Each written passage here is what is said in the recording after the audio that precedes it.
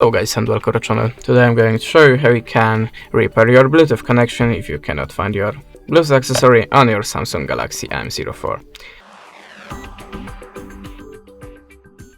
So, when I have a problem from headphones, I'm always starting from the simplest way. Just open the settings, go to the connections, and just switch off and switch on the Bluetooth connection to restart it.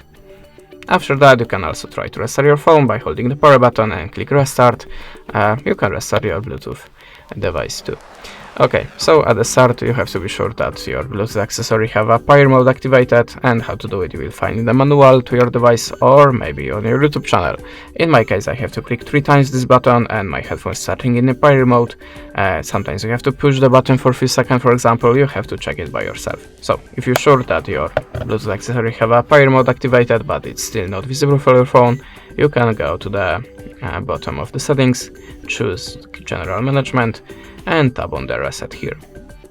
Then tap on the reset network settings, choose reset settings, configure your pattern and configure it again by this big button.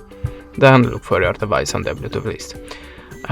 Next recommendation from me, just check your software update. If you have any updates, just install it and check the device again.